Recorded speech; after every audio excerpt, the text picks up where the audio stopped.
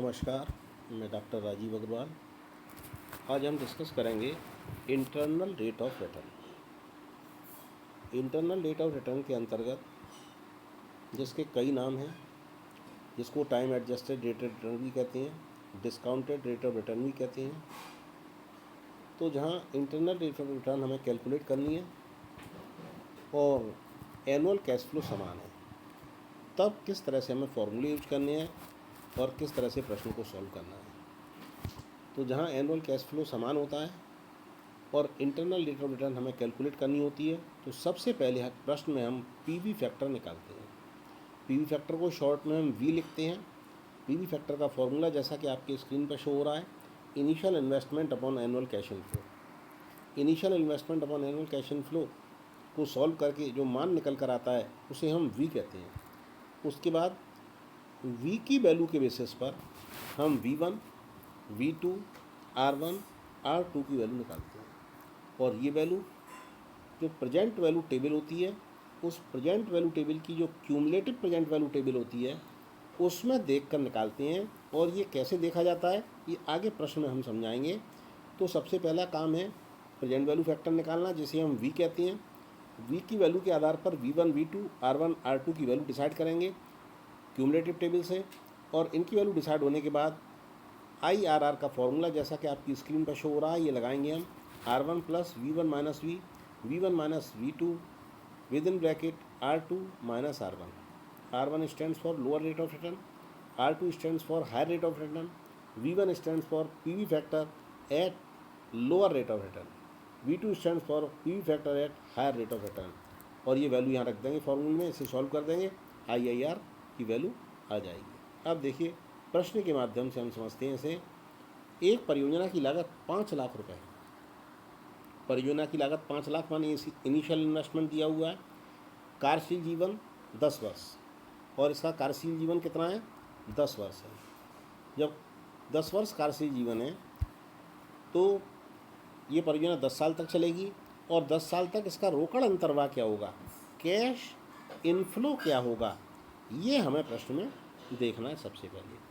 तो प्रश्न में आगे उन्होंने बताया है कि वार्षिक रोकड़ अंतर्वाह 95,858 रुपये 89 पैसे, 95,858.89 रुपीज़। ये एनुअल कैश इनफ्लो है। बहुत क्लियर है कि एनुअल कैश इनफ्लो समान है। जब एनुअल कैश फ्लो समान है तो जैसा कि अभी हमने बताया था कि सबसे पहले हम पीवी फैक्टर निकालते हैं और पीवी फैक्टर का फॉर्मूला क्या है? Initial investment upon annual cash inflow. Initial investment प्रश्न में 5 लाख रुपए दिया है, एनुअल कैश फ्लो 95,858 रुपये 89 पैसे दिया हुआ है। हमने इसको डिवाइड कर दिया, ये आ गया 5.216। क्या आ गया?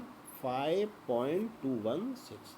जब 5.216 आ गया, ये 5.216 काय की वैल्यू है?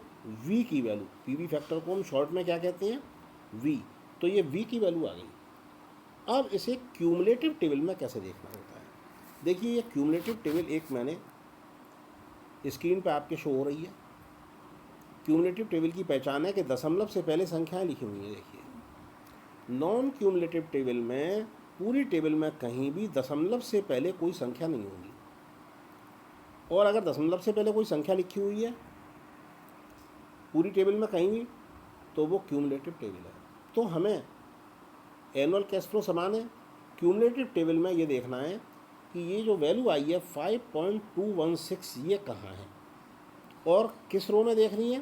क्योंकि मशीन की लाइफ है तो लाइफ वाली रो में देखनी है। मशीन की लाइफ कितनी है? 10 साल।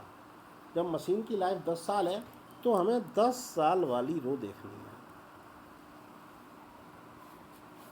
तो 10 साल वाली रो में ज़रा देखिए 5.216 कहाँ आ रहा है। तो 5.216 10 साल वाली रो में ये आ गया। कोई ज़रूरी नहीं हमें सीधा 5.216 मिल जाए, लेकिन बाई चांस इस प्रश्न में मिल गया। तो 10 साल वाली रो में 5.216 मिल गया। 5.216 में ऊपर देखिए कितने परसेंट लिखा हुआ है? 14%। तो यहाँ सीधा IRR 14% आ गया। यहाँ फॉर्मूला लगाने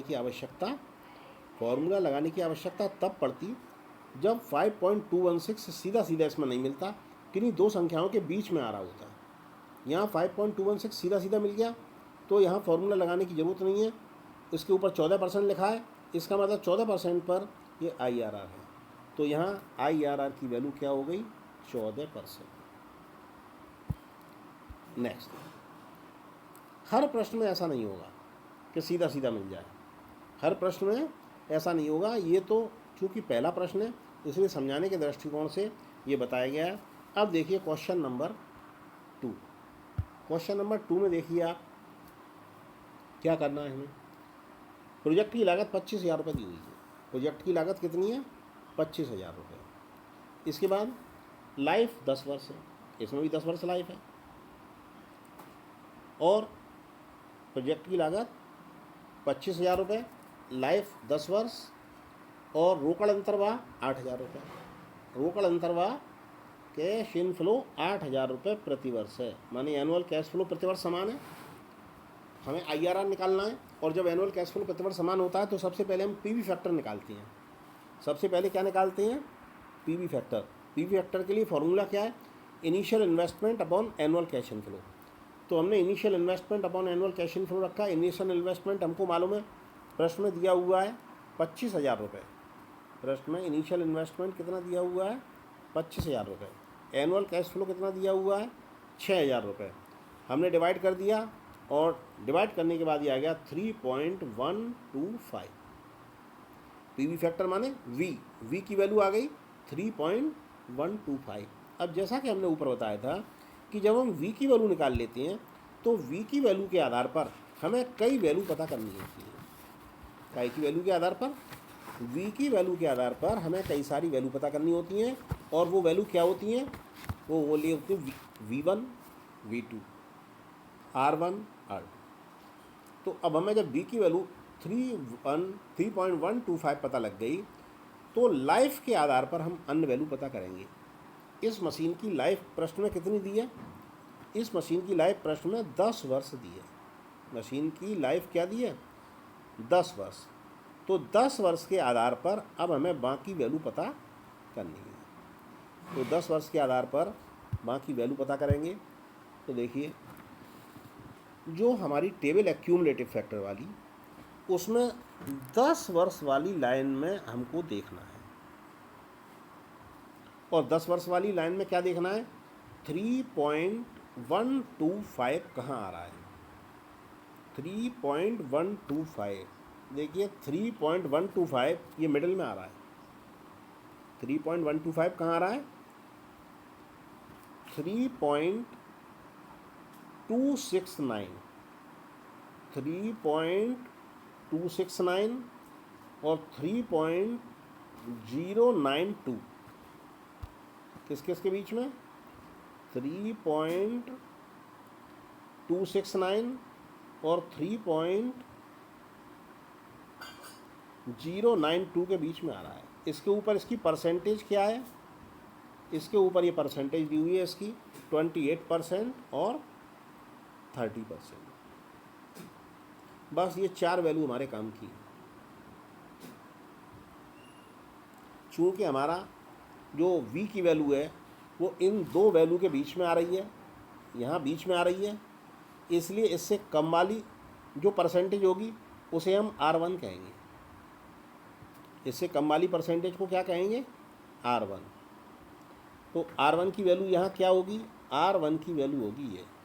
तो देखिए R1 बराबर 28% हमने लिख लिया। इससे ज़्यादा वाली जो परसेंटेज होगी उसे क्या कहेंगे? R2। तो देखिए R2 हमने 30% लिख लिया। इससे पहले वाली जो वैल्यू होगी 3.269 वो क्या होगी? V1 होगी। V1 3.269 रख दिया। इसके बाद वाली जो वैल्यू होगी 3.092 वो V2 की वैल्यू होगी। ये V2 की वैल्यू रखती है। V के आधार पर हमने V1 V2 निकाल लिया। पहले इस V से पहले वाला V1, बाद वाला V2। V जहाँ आ रहा है उससे कम वाली परसेंटेज को R1, ज़्यादा वाली परसेंटेज को R2। तो अब हमारे पास पाँचों मान आ गए। वी का मान हमें पता ही है, initial investment upon annual cash flow करके निकाला था। अब हमको ये पाँचों मान पता लग गई। वी की value R1 R2 V1 V2। जब ये पाँचों वैल्यू पता लग गई हमको, तब अगला स्टेप हमारा क्या होगा? अगला स्टेप होगा फॉर्मूला लगाना। अब हम फॉर्मूले में ये वैल्यू रखेंगे। फॉर्मूला IR बराबर R1 plus V1 minus V1 minus V2 within bracket R2 minus R1। R1 की जगह क्या रखेंगे? R1 की जगह 28 रख दिया। V1 की जगह V1 की वैल्यू 3.269, V की जगह V की वैल्यू 3.125, V1 की जगह V1 की वैल्यू और V2 की जगह V2 की वैल्यू रख दी। R2 की वैल्यू प्रश्न में दी हुई है 30, ये R2 की वैल्यू रख दी। R1 की वैल्यू दी हुई है 28, R1 की वैल्यू सॉल्व कर दिया प्रश्न को।